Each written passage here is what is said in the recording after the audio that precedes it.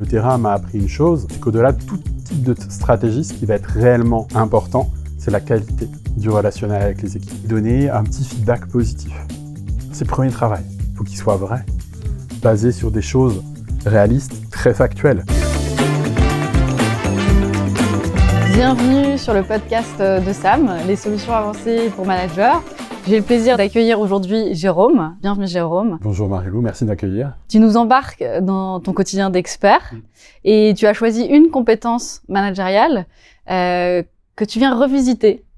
Tu viens nous dire ce qui marche et ce qui marche pas et la confronter avec tes retours d'expérience terrain dans tes accompagnements managériaux. Est-ce que tu pourrais nous présenter rapidement, de la manière dont tu le souhaites, ton parcours et la thématique que tu as choisie? Eh bien, faisons les deux, en te remerciant pour ton accueil.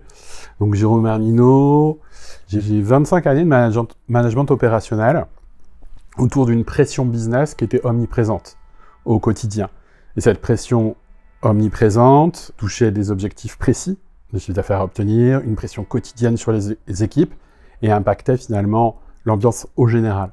Et fort de cette expertise et de ces années d'expérience, le terrain m'a appris une chose, c'est qu'au-delà de tout type de stratégie, ce qui va être réellement important, c'est la qualité du relationnel avec les équipes. Et donc, la thématique structurelle que j'ai choisi d'apporter aujourd'hui et sur laquelle nous allons échanger, touche autour de bien communiquer, à savoir l'art du feedback et du feed-forward, moins connu. Moins connu, en effet. Oui. C'est quoi la nuance que tu fais entre les deux? Alors, une première nuance autour du feedback.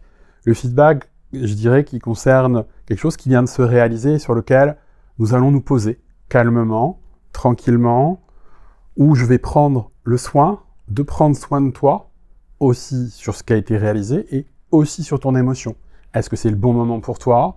Est-ce que c'est le bon moment pour nous deux? Pour regarder ensemble, voilà, ce qui a été réalisé. Et ça, c'est l'aspect feedback.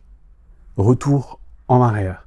Et l'aspect feed-forward, pour faire simple, sur ce démarrage, ça va être l'aspect, dès lors que les choses vont être factuellement posées, je vais pouvoir m'appuyer dessus pour, avec toi, parce que je sais en prérequis que tu as envie aussi également de progresser, pouvoir te projeter vers le futur et t'accompagner sur cette marge de progression. Donc l'un qui est plus passé, l'un qui est plus préparation, c'est ça, futur? Oui. Quels sont les constats que tu portes aujourd'hui par rapport à cette compétence managériale? Cette compétence managériale, aujourd'hui, sur les constats qu'on en fait, j'ai envie de dire, et ça c'est les retours terrain, il y a les personnes qui utilisent un franc-parler peut-être très direct, que je qualifie de brutal, et qui pensent qu'ils font du feedback, donc ils vont être très brutal, sans le respect de l'autre. Donc là, je dis non. C'est pas un acte de management. Il y a également ceux qui n'en font pas, qui préfèrent Ça existe aussi. Oui, laisser faire, laisser dire, rester dans une forme de silence, sauf que tous les deux, nous savons que ce silence peut être, sur celui d'en face, absorbé de façon différente, avec une dissonance, une distorsion, qui va faire que ça peut même l'affecter sur l'absence de retour. L'origine mécanique du feedback, c'est pour conduire un objet, au passage. Donc l'idée, c'est donc ce que je disais, c'est l'absence de feedback. Et puis des feedbacks, des faux feedbacks, où on sera sur un chaud-froid soufflé qui sera plus un mauvais recadrage. Le fameux sandwich. Ouais, c'est ça. Souvent, j'en entends parler, et ça me fait super sourire. Le feedback vient nourrir un besoin essentiel, que tu connais comme moi, qui est le besoin psychologique de reconnaissance. Donc, pour citer Eric Berne, autour de ce besoin vital, de ce besoin de reconnaissance, quand tu évoques le sandwich, oui, j'entends aussi souvent parler de feedback négatif, comme quelque chose qui te sauve peut être négatif. Donc oui, nous allons éviter l'effet sandwich et finalement utiliser une structure qui permettra d'être audible. Parce que l'idée, dans cet art de la communication, dans bien communiquer, c'est que le feedback, aussi étonnamment que cela puisse paraître, c'est un dialogue. Et c'est à deux. C'est à deux? Oui, clairement. Et côté, du coup, récepteur, quelle est l'attente, finalement? L'attente, déjà, le prérequis que j'évoquais tout à l'heure et que je reformule là maintenant, qui est important, c'est est-ce que c'est le bon moment pour l'autre? Pour éviter un feedback qui va être juste envoyé comme ça. Et l'attente, dès lors, c'est d'être audible en posture managériale pour pouvoir accompagner dans ce qui va être dit, dans cette structure. Donc on peut techniquement faire un feedback juste fabuleux, sauf que si émotionnellement on l'a pas bien calibré, il ne touchera pas au but. Donc l'idée c'est d'entendre que le fond et la forme et la posture à adopter vont être importantes. Tu touches là finalement à la structure même de la communication, c'est ça? Clairement. Ce serait quoi finalement ce qu'il faudrait selon toi garder en tête pour avoir cette bonne communication dans la manière de délivrer le feedback? Moi je dirais une clé que j'ai envie de te ramener, que je prends de mes 22 années de terrain et de retail, c'est préparer ses équipes, préparer son équipe à bien le recevoir. C'est pas juste dire je fais des feedbacks, c'est les former, les initier, préparer un contexte, un environnement, décrypter, former ses collaborateurs pour qu'ils soient en mesure de le comprendre. Parce qu'en fonction de la population à qui tu t'adresseras, le collaborateur prendra le feedback et réalisera l'action juste à l'instant T, et c'est là où on pourra déclencher. Donc, comme je disais tout à l'heure, celui des deux qui est le moins connu, c'est-à-dire le feed-forward, pour pouvoir accompagner ceux qui auront envie de grandir et avancer davantage. Tu entoures tout ça aussi de, si je comprends bien, la notion de gestion des émotions, mais aussi de réception des émotions. Quelle part joue, selon toi, le non-verbal dans la qualité d'un feedback qu'on délivre? Alors, là, tu fais référence sur cette part de non-verbal à ce grand ensemble que je vais mettre donc, dans la gestion du non-verbal, la posture d'écoute active, la synchronicité, des éléments aussi sur lesquels il s'agit de faire attention au profil de communicant de son collaborateur. C'est là où je vous invite à aller voir les chronos qui sont très apprenants autour du disque aussi, pour comprendre qui est l'autre, pour bien le recevoir, donc synchronicité, bien recevoir dans son espace aussi sa sphère d'intimité, est-ce que je le reçois en face-face, côte-côte, est-ce que après derrière, dans ce contexte, j'ai estimé et j'ai validé avec lui que c'était le bon moment pour dire les choses, pour qu'il soit dans l'écoute, et dans ce non-verbal, dès lors que le contact va s'établir, après la relation préalable est aboutie, nous pouvons y aller, et ça sera, comme je le disais tout à l'heure, ça sera un dialogue. Le feedback est avant tout un dialogue. Il y a pas mal de mythes qui entourent finalement le feedback. Tout le monde croit le maîtriser. Oui. Dans les faits, on constate que c'est pas franchement le cas. Le feed-forward également, peut-être même encore plus. Qu'est-ce que toi, tu dirais finalement à ceux qui te disent feedback, moi j'ai pas le temps ou moi c'est pas fait pour moi? Tout à l'heure, je l'ai évoqué. Ça fait partie de cette excellence opérationnelle.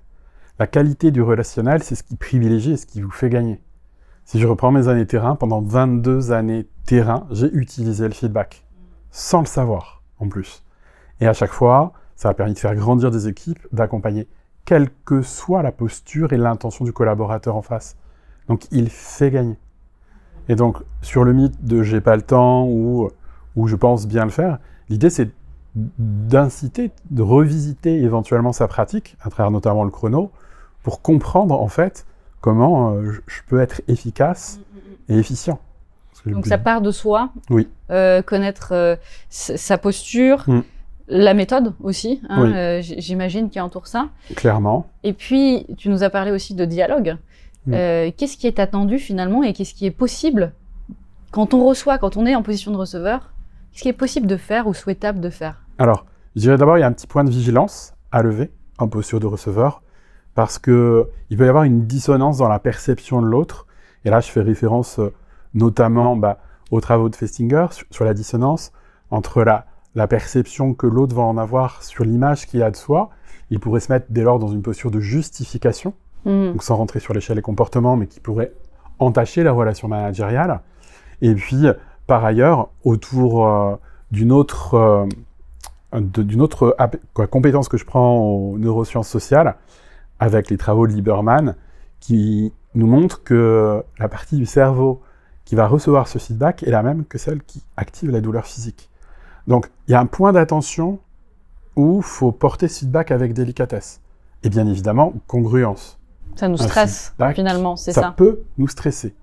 Et puis, dès lors que ça sera bon, ça sera d'accueillir aussi l'autre donc correctement, en émotion pour rentrer en contact avec l'autre, d'un plan dialogue et d'un plan posture, bien évidemment, et émotionnel. L'émotion sera là. Je tiens à briser un autre mythe. Il n'y a pas de feedback sans émotion. Du reste, petite pratique, parce qu'aujourd'hui, sur mes pratiques, en tant que consultant formateur, j'accompagne environ 100 à 150 managers opérationnels par an. J'autorise un geste dans la pratique du feedback, c'est à chaque fois de « laisse-moi le temps de finir » et à la fin de dire « écoute, je te souhaite une bonne journée » pour montrer et libérer l'autre de cette montée en émotion qui sera, et ça il faut savoir l'entendre, des deux côtés. Aussi bien du côté émetteur, quel que soit le manager, que du côté récepteur, quelle que soit sa nature également. Oui, c'est sûr, il y a beaucoup de pression quand on délivre de bien le faire avec méthode. Et puis aussi quand on le reçoit, ça peut être stressant de se remettre en question finalement. Comment tu appréhendes aussi donc cet aspect où finalement la personne qui reçoit le feedback doit savoir faire preuve de discernement finalement sur ce qu'elle accepte de recevoir, ce qu'elle n'accepte pas, et qu'est-ce qu'on est autorisé à faire, en fait, quand on est en posture de récepteur? Est-ce que je peux dire, moi, je n'ai pas envie d'avoir cette conversation, par exemple? C'est pour ça que le prérequis au départ, c'est « Marie-Lou, est-ce que tu acceptes de recevoir le feedback ?» Oui, je suis disposé, donc on va convenir du moment. Derrière, j'ai dit dialogue. Et dans le dialogue, c'est pas juste moi qui vais être l'émetteur. C'est nous allons entendre. Donc, dans l'écoute active que tu mentionnais tout à l'heure, au-delà de la synchronicité corporelle, il y aura l'art de l'écoute active avec la reformulation et l'art du questionnement aussi, pour que moi, en posture, j'essaie de comprendre ce qui s'est passé. Et pas d'entendre « Oh, Jérôme, t'es encore en retard ». Voilà, c'est « Jérôme, je voulais te voir. Aujourd'hui, c'est la deuxième fois de la semaine où tu arrives à 9h15 au lieu de 9h. Est-ce qu'il se passe quelque chose dans ta vie ?» Ce qui peut être une captation de signaux faibles, par ailleurs également selon le contexte. Donc l'idée, c'est d'utiliser vraiment tous les fondamentaux de la communication pour entrer sur cette phase de dialogue. En posture managériale, où de toute façon, il y a un aspect très qualité de vie au travail qui fait partie de ces fondamentaux dans ce que je qualifierais de courage managérial. Et qualité de vie au travail qui n'est pas juste en surface, qui fait partie de cet ADN pour cette efficience managériale, et qui est en lien avec le courage managérial finalement. Ce serait quoi alors finalement, si tu nous accompagnes dans la découverte de ces méthodes du feedback et du feed-forward, ce serait quoi concrètement les étapes à suivre? Les étapes... Si tu nous donnes un premier aperçu. Un premier aperçu. Le premier aperçu me fera vous emmener, à travers ces 2 heures finalement, sur celui que j'appelle en formation souvent auprès de mes apprenants, mon meilleur ami. Cette petite technique de l'art de dire, issue de la communication non violente, donc que je rends et que je prends à Marshall Rosenberg, autour de « j'observe des faits », le « O », j'exprime ensuite mon émotion en 3 mots, en disant « je », le « je » de moi qui parle à toi pour ce besoin de reconnaissance que nous allons exprimer, pour ensuite pouvoir exprimer un besoin, qui est souvent la chose la plus difficile, afin d'être à même de formuler une demande. Et si j'ai un point d'attention et un coup de fluo à mettre, c'est vraiment cette particularité besoin-demande qui est la particularité la plus complexe. Ça, c'est pour le feedback. Et le feed-forward, c'est cette projection qu'on va avoir. Et là, c'est d'aller plus sur le futur avec un petit retour terrain aussi que je peux te partager et que j'ai vécu finalement. Et ils et elles sauront se reconnaître. Ou après des grosses opérations, chaque fois, je disais, franchement, ce que tu as fait, c'est incroyable. Et je posais juste cette question, moi je l'appelais la question magique, mais comment tu peux aller encore plus loin? Et à chaque fois, j'étais bluffé. J'étais bluffé de ce supplément d'âme que l'autre m'a amené. Et là, je parle de réalité de 22 ans de pratique. Bien sûr. Finalement, c'est 2 approches complémentaires, en fait. Oui. Ok. Et aujourd'hui, toi, si tu devais conseiller ces 2 approches, plutôt prise en main par un junior ou plutôt sur un profil plus expérimenté qui a déjà, comme toi, tu vois, 20 ans de carrière, comment tu l'approcherais différemment? Alors, sur le junior, au-delà de sa sensibilisation à l'aspect émotionnel, sur lequel j'inviterais à suivre et à s'initier, l'idée, ça serait de commencer déjà par pratiquer strictement. Pratiquer le feedback en reprenant l'acronyme de tout à l'heure, mon meilleur ami, l'OSBD, et à l'appliquer dans son quotidien. Déjà, rien que commencer par ça. Et je dis un feedback par jour. Voilà. Et ensuite, pour le profil plus senior, j'inviterai à compléter ça en revisitant sa pratique avec la prise en considération aussi de sa stature, la façon d'appréhender l'autre. Donc tout ce qu'on a évoqué par ailleurs d'écoute active, de communication non violente, pour cueillir le rapport à l'autre. Donc là, je parle de posture. Donc de mettre du fond et de la forme. La façon dont on dit les choses, c'est clairement. Ça. En congruence. On nous parle souvent donc de comment le délivrer. On nous parle beaucoup moins de comment bien le recevoir. Tu nous parlais tout à l'heure de cet aspect d'aller questionner, de reformuler. Comment on fait ça finalement? Quels sont les prérequis pour réussir? Pour apprendre à recevoir? Le prérequis numéro 1, parce que toute cette thématique fait partie de l'économie des signes de reconnaissance. Et j'ai envie de dire que ça commence par apprendre à se connaître soi-même. Pour apprendre à s'en donner déjà à soi-même. Pour que ensuite, cette compétence, donc apprendre à se connaître soi-même, c'est, alors je pense aux chrono-innovations qui peuvent nous aider à grandir. Je pense à apprendre à se connaître autour, alors il y a des méthodes qui existent, le profil de communicant autour du disque, le Hogan, toutes ces choses qui existent. Donc prendre un temps pour soi de respiration, apprendre à se connaître, pour ensuite pouvoir préparer l'autre à ce que lui aussi puisse apprendre à se connaître. Parce que là, on touche à la pyramide de la confiance et à l'estime de soi. Oui, c'est donc, cette notion très relationnelle à l'autre, elle est puissante. Donc, il s'agit d'en prendre soin. Donc, c'est finalement cette capacité à se remettre en question. Pour toi, elle est en fait directement connectée au niveau de connaissance et de confiance en soi qu'à l'autre aussi, enfin que l'on a de soi. Qu'on va pouvoir le transmettre. Ouais. J'aurais envie de parler, il n'y a rien de plus contagieux qu'une émotion. C'est que je citerai Christophe Hague, et sur un ouvrage du reste que je vous invite à lire, et cette contagion émotionnelle, elle se ressent, quel que soit l'autre. C'est quoi cet ouvrage? C'est le dernier livre de Christophe Hague, autour des recherches, justement sur des exemples pris au-delà du monde de l'entreprise, sur des choses très contemporaines, qui montrent comment, déjà, l'émotion, justement, elle peut envahir un groupe, une pièce, et à l'inverse, dès lors qu'elle est conscientisée, qu'on l'a acceptée, à travers des outils comme le feedback et le feed-forward, on peut en faire quelque chose de très puissant pour canaliser aussi ce qui peut se passer vers l'autre. Est-ce que tu aurais un premier exercice ou un aperçu à donner à notre audience pour qu'ils puissent apprivoiser ces... Tout à fait, clairement. J'ai envie de dire 1, 2, 3 soleils. Alors, jour 1, c'est arriver et donner un petit feedback positif. C'est le premier travail. Déjà, pour... Jour 2, c'est lever un début d'irritant. Quelque chose que vous avez identifié et qui commence à être plutôt qui pourrait, si rester au long cours, devenir dommageable. Donc c'est travailler le feedback positif pour le jour 1 et le feedback constructif pour le jour 2, pour ensuite, jour 3, être dans le dialogue et finalement utiliser le deuxième, le feed-forward, pour pouvoir projeter ensuite l'équipe autour d'une thématique, en réunissant l'équipe et en disant, voilà, sur cette thématique, comment pouvons-nous aller plus loin, comment pouvons-nous gagner ce marché, comment pouvons-nous, etc., etc.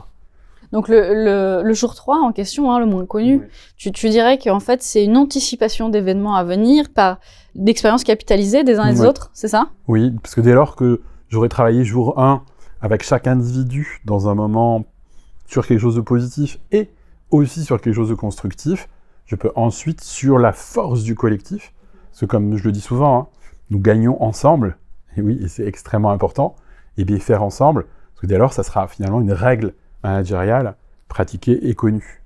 Et c'est extrêmement fort. C'est quoi les plus grands blocages ou réticences que tu constates, toi, sur le terrain quand tu formes les managers? Si ça sert à rien, j'en ai pas besoin. Moi, quand je dis les choses, c'est appliqué. Alors pareil, retour terrain, je l'ai connu aussi dans le retail, dans l'univers retail. Oui, ça marche, mais ça marche jamais très longtemps.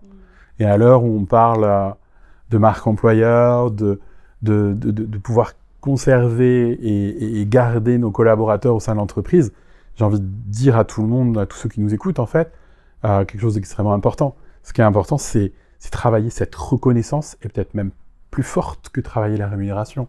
Et donc, dans l'exercice du feedback, je vais être dans l'exercice du besoin psychologique de reconnaissance. Oui, on sait qu'on part pas pour finalement une question d'argent en premier lieu, avant tout pour des questions de reconnaissance ou de manager, c'est ça? Et ça, récemment, j'ai plusieurs cas qui viennent dans ce sens, donc ça a été confirmé.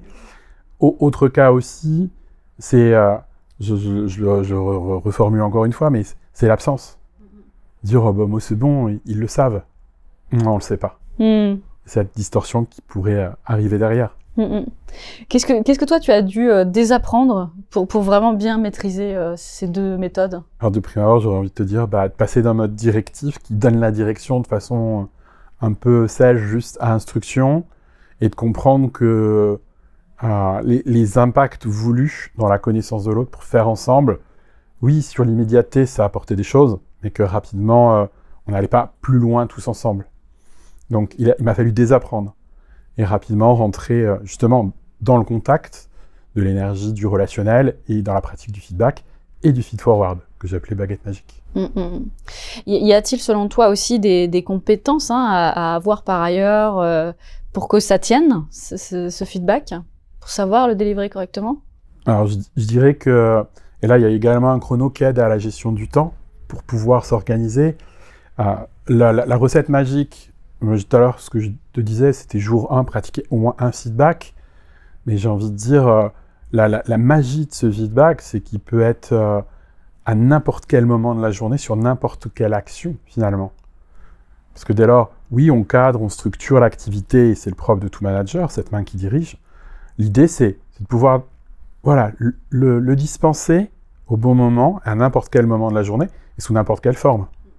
Parce qu'on peut être dans le relationnel présentiel, mais aussi bien sur un pouce sur Teams qui dit « Bravo Marilou ».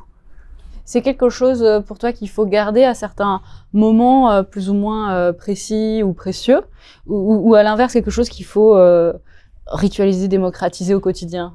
Alors, le démocratiser au quotidien, dans l'esprit, oui. C'est-à-dire en faire une pratique pour soi. Après, le faire pour le faire, non. Je parlais de congruence tout à l'heure. Ce que je dis, je le pense vraiment, émotionnellement, je suis impliqué par rapport à ce que j'ai dit, et j'ai une intention managériale de te faire grandir et de t'accompagner. Soit sur ce que tu as fait, parce que c'est déjà bien réalisé, et déjà ça va te rendre pleine de vie, pleine d'énergie. Et pour ceux qui ont envie d'aller plus loin, c'est aller plus loin.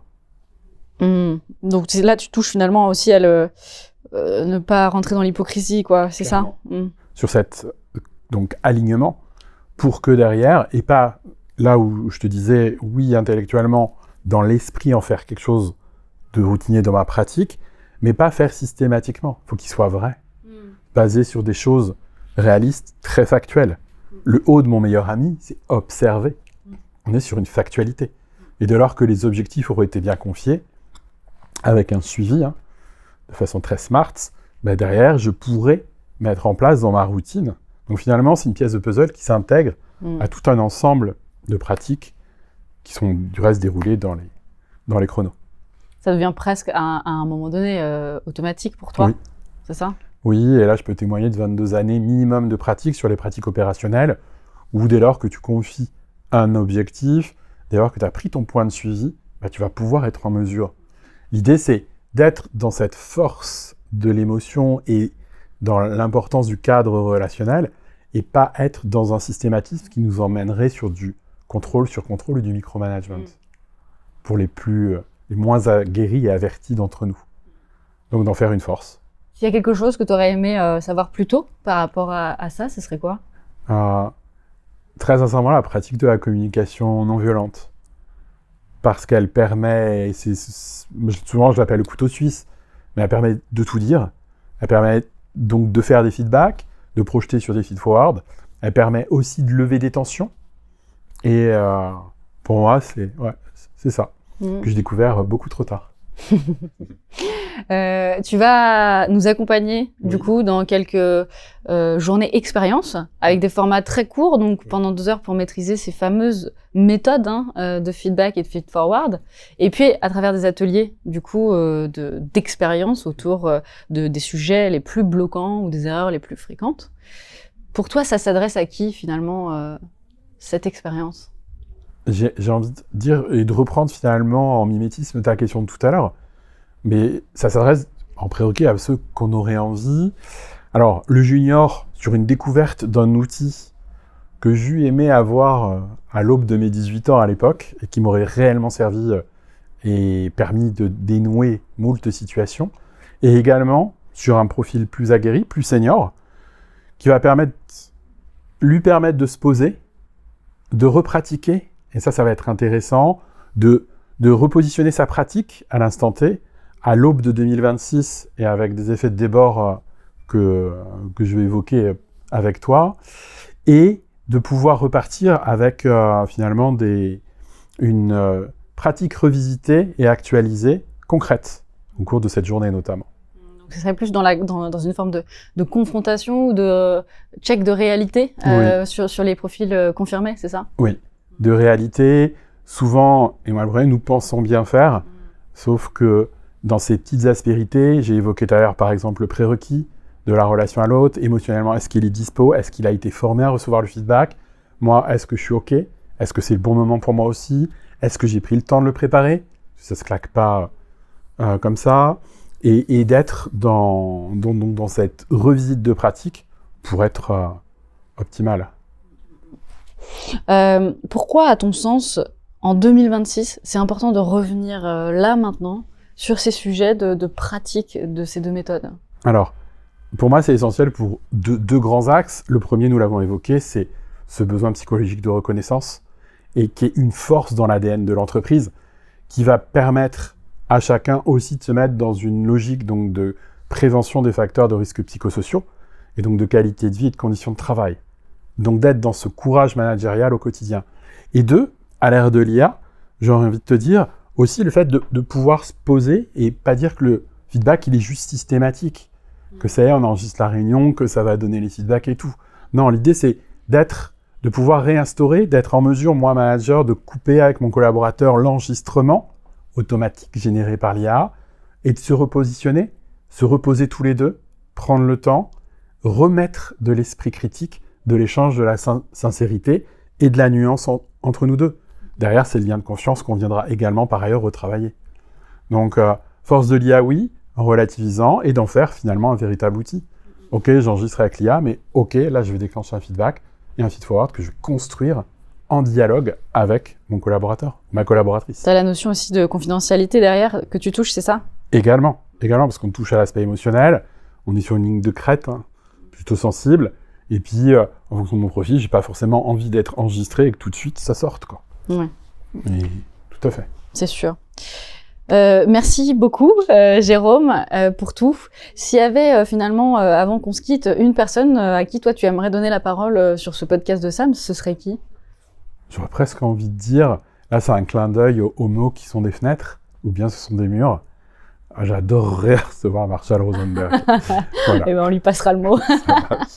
Merci beaucoup. Merci beaucoup, Marie-Lou. On vous retrouve du coup pour les dates sur notre site sam.fr. Et pour toute l'actualité et le prochain épisode de notre podcast. Merci pour tout. Merci Marie-Lou.